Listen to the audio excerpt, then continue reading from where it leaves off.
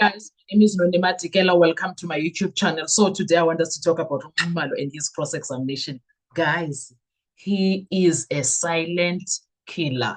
Nxumalo, the Black Mamba, with that poison of the Black Mamba, Kesana, because what? What he did there, oh my goodness. OMG, I can't. Okay. These lawyers have decided that I am going to drag every man, every lie, every nonsense, and I'm going to drag it. All of them. They are coming for the cold case unity piece by piece, bit by bit, one by one. They are dealing with them. So, Unxumalo, guys, the first thing that he wanted to establish was whether the Nongoma case actually existed in the way that the investigators claim it did. That was the first thing that he dealt with. Nxumalo was not simply asking Khumalo about the docket number. He was not merely uh, um, interested in some paperwork only. What he was really doing was challenging the very foundation of the state case. And if you are smart, you understand where all of this is going. Oh, you understand. You understand because Nxumalo, my guy, Nxumalo, he is dealing with all the controversial pieces of it all. He is saying, I am here to collect because Nina lapho kwa cold case unity, nidelela kabi nina lapho, niyadelela. So he is asking the legitimacy of it all, Kesana. He was checking if that there was a legitimate case of murder that Bongani Ntanzi was associated with. He is also checking if it was properly registered. He also dealt with who exactly was linked to it, and most importantly, were these accused genuinely suspects in that matter when it comes to the accused, which is Bongani Ntanzi. So those questions may sound very simple, right? But they carry a very serious legal consequence. Very serious legal consequences. Sorry, because if the accused person was never properly connected to the Nongoma investigation, then the defense can argue that everything that followed becomes questionable. Do you know why is this going to strangle everybody? Is because to begin with, the case was never a murder case. Did you hear me? The case was never a murder case to begin with. It was a case of possession with unlicensed firearm and ammunition. No, so it is true when they say they trumped up the case for Ntanzi because now they created their own version. Gininda and team created their own version of it, used the same case number. Now, Nxumalo then shifted his focus to Khumalo's personal knowledge. What did Khumalo know himself when it comes to the entire situation, and what was he told by Abo Gininda and team? Now, the distinction when it comes to this is very critical in a criminal matter. Do you understand? Courts place significant weight on first-hand knowledge. The reason Nxumalo was doing that is because we wanted to know what exactly did Gininda and team know about the case for them to call it a murder case. What did they know? Do you understand what Nxumalo did there? Now, as the questions intensified, as much a much larger picture began to emerge, Kesana. The defense appeared to be asking whether Nongoma became the gateway through which investigators entered the lives of accused, the lives of the accused, and the life of accused number 2, to be specific. Now, think about that for a moment.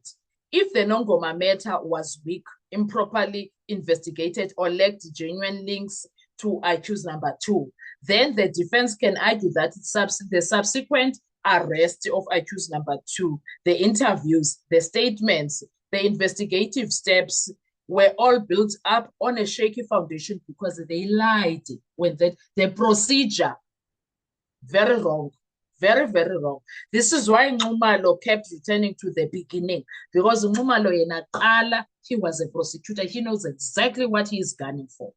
He knows what he's doing and he knows exactly what he's gunning for. And that is why Balo is not going to do this cross-examination. I'll be very shocked if he does it, because I know him. When things looking dodgy, he gives over to Sibanda. The defense understands that sometimes the strongest way to challenge a case is not to attack the end result, but to attack the starting point. And that's what Nxumalo is busy doing here. If the starting point is flawed, then every step that follows may be contaminated. That is what Nxumalo was showing to Judge Rata. Now, that appears to be exactly what Nxumalo was attempting to demonstrate, as much as Judge Rata was inside Phakathi the arena, trying to fight every angle of it all. He was effectively telling the court, before we discuss confessions, statements, witnesses, or alleged conspiracies, explain how these men entered this investigation in the first place. Was it lawful? Was it justified? Was it supported by evidence? Or was there something fundamentally wrong with the process from the very beginning? These are not minor questions from Nxumalo. He was making sure by the time we reach the Senzo Meyiwa case, everything must go out because the procedure was flawed. Those are the questions that go directly to the credibility of investigation itself. The defense's broader strategy is becoming increasingly clear. They want the court to examine whether investigation followed evidence, wherever it led, or whether the investigators identified suspects first and then worked backwards to build a case against them. That distinction could become extremely important when final arguments are presented. Whether one agrees with the defense or not, Nxumalo succeeded in placing the Nongoma issue firmly back into the spotlight. What appeared to be a simple discussion about a docket may ultimately become one of the most significant debates in this entire trial. Because if the doorway into the investigation is found to be problematic, the court may be forced, listen to this, the court may be forced to examine every step that followed with even greater scrutiny, whether he likes it or not. Judge Rata Mokgoatlheng, he is going to be forced by Lady Justice to do right. And that is why Nxumalo's cross-examination may prove to be far more important than many people initially realized. The Nongoma case is no longer just a side issue. The Nongoma case is no longer just something to refer to. It has become a critically battleground in the fight over the credibility, integrity, and original or origins of the entire investigations. Now, this goes back to Gininda. This goes back to Gininda and his team. They are questionable. Nongoma was not a side issue. Nongoma may be a doorway, and that is what Nxumalo did there. Was it lawful? Was it factual? Was it clean? Or was it manufactured? That is what the defense is dealing with right now. Was it lawful? Was it manufactured? Oh, Mngomezulu, where are you? Where are you when this comes to light? Because Sana, oh my God. No, they dealt with Ubalwi.